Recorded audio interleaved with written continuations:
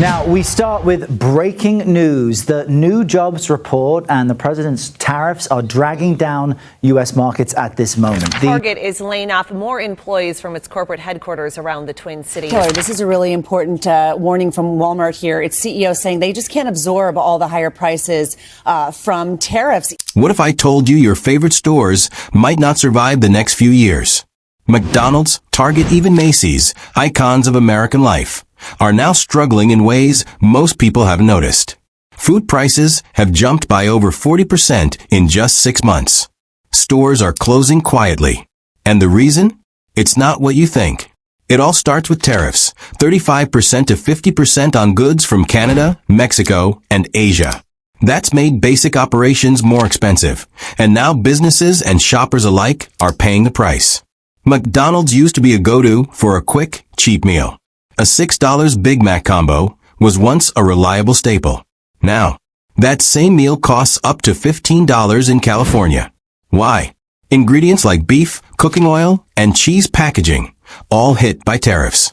And it's not just prices. Portions are smaller. Fries are cooked in reused oil. Burgers are thinner. The quality just isn't what it used to be. McDonald's might not be going premium, it's just trying to survive. But it's not alone. Let's break it down in today's video. Note, this video is an independent analysis based on public sources. It does not represent any organization or political stance. We encourage you to think critically and share your thoughts in the comments. Macy's, the holiday classic. Think parades, Black Friday deals, festive chaos. Today, many Macy's stores are simply gone, even in big cities. No fanfare, just empty storefronts. Rising import costs from tariffs on textiles and accessories push the company into a corner. Raise prices or cut quality and staff. Now shelves are emptier, lighting is dimmer, and the experience? It's just not the same. Target, once the sweet spot between Walmart and luxury stores, is also feeling the heat. Higher supply costs mean fewer deals, reduced stock, and less of that satisfying shopping experience people used to love. What's happening isn't just about inflation. It's about how fragile even the biggest names really are when global trade policies shift. And if the most iconic brands in America are struggling, what's next? Something's changing. And it's not just the shelves. Your favorite stores? They're quietly falling apart. Target used to be a middle-class favorite, affordable, stylish, reliable. But now, pressure is hitting from both ends. On the supply side, tariffs on imports from countries like China, Vietnam, India, and Mexico are driving up costs.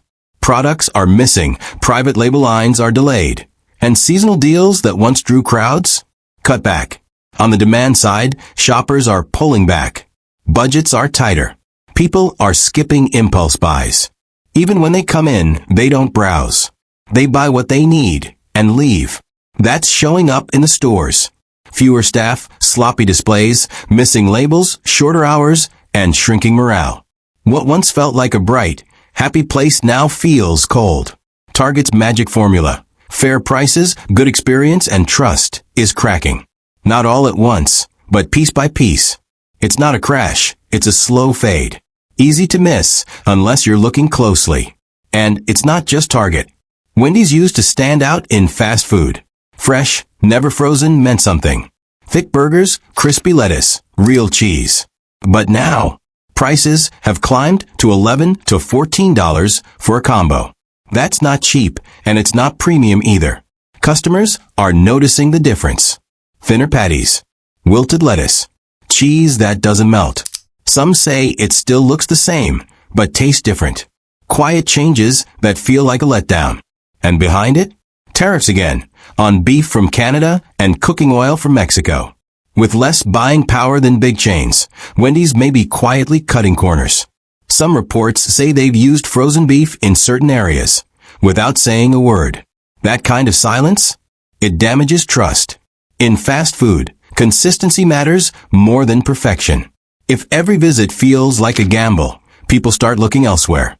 And then there's Trader Joe's. Remember when every visit felt like a little adventure?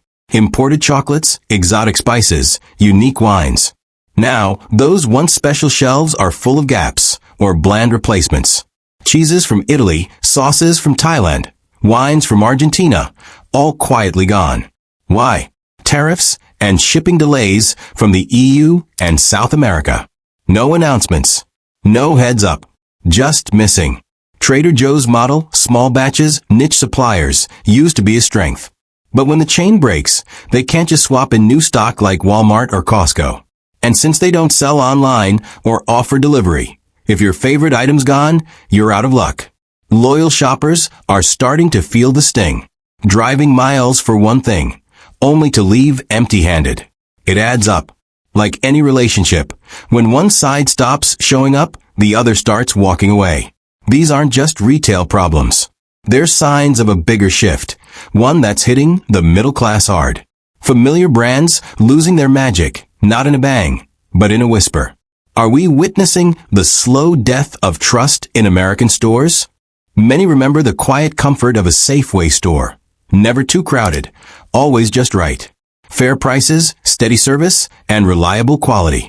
For countless families, it felt like a safe place to begin their meals. But that sense of calm is slipping away. Since early 2024, prices for basics, chicken, milk, cheese, cooking oil, have quietly climbed. No discounts. No deals. Some shoppers say their weekly groceries now cost $30 to $50 more than a year ago. Safeway was once the go-to for avoiding high-end store prices. Now, many feel quietly let down. It's not just about money, it's about trust. Imported goods like specialty cheeses, fruits, and wines are vanishing from shelves. Blame tariffs, shipping delays, or Safeway's limited power compared to retail giants. The experience feels hollow. Staff are fewer. Shelves stay empty longer. Personal touches have faded. Fresh bread swapped for frozen. The hot food counter runs half full. Self-checkouts break with no help nearby. Safeway used to feel like a well-oiled machine. Now it clanks along, unsteady, worn down. Over in Columbus, Ohio, a single mother walks into Kroger, like always. But the milk shelves? Empty. The greens? Wilted. The freezer aisle? Sparse. Scenes like this are no longer rare. Once a symbol of abundance, Kroger is now struggling to keep up. What happened? Tariffs from Mexico, Canada, and South America have spiked prices for meat, produce, and canned goods. In return, those countries hit back with their own duties. Kroger turned to U.S. sources, but faced droughts, labor shortages, and fertilizer price hikes. Imported beef and leafy greens are up 27% in just a year. To keep prices stable, Kroger cut variety. Where there were 10 veggies, now there are 4. 6 milk brands became 2. Shopping has turned from picking what you want to hoping you find what you need. And Kroger's upcoming merger with Albertsons? It's supposed to help, but could end up shrinking choice and killing competition even more. In America's heartland, it's no longer just about shortages. It's about losing control of your most basic needs. And Kroger isn't alone. Remember when seeing a Walgreens sign meant comfort? Open late, always stocked, someone ready to help. But today, customers often find locked doors, dark windows, and empty shelves. More than 400 Walgreens locations have closed quietly, no notice, no headlines. Mostly in low-income and inner-city neighborhoods. Why? Skyrocketing rents, labor shortages, tariffs on medicine and packaging. Profit margins were already razor thin. Raise prices and lose customers, or stay affordable and take losses. Walgreens seems to have chosen the latter. And now, some communities have lost their only place for essentials like cold medicine or vitamins. Remaining stores are stretched thin. One worker may be doing it all: pharmacy, register, customer service, inventory. Walgreens was more than a drugstore, it was a lifeline. When that network breaks, it's the elderly, disabled, and low-income families who suffer most. The cracks keep spreading. Even Campbell's soup, once a warm hug in a can, feels different. It used to mean no-fuss dinners and a taste of home. But now, customers say the flavor is off. The recipe seems thinner, less hearty, less satisfying. Tariffs on aluminum and imported goods have driven costs up. To keep prices from rising, Campbell may have cut back on ingredients, fewer vegetables, added starch, less seasoning. Some stores in the South and Midwest stopped ordering in bulk, citing delivery issues. Shelves sat empty. Shoppers moved on.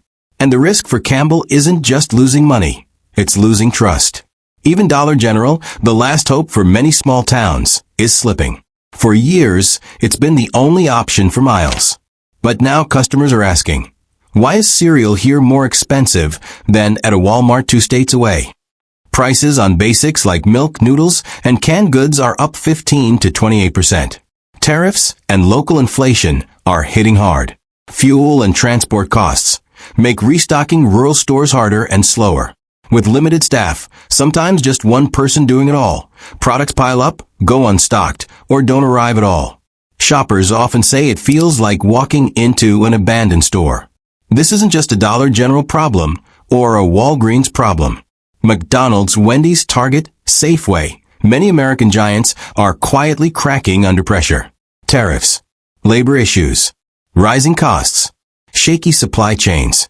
So maybe the real question isn't, what's going wrong? It's, are we witnessing the collapse of something much bigger? This was just the beginning. Hit that subscribe button and buckle up. Digital Garage has so much more in store.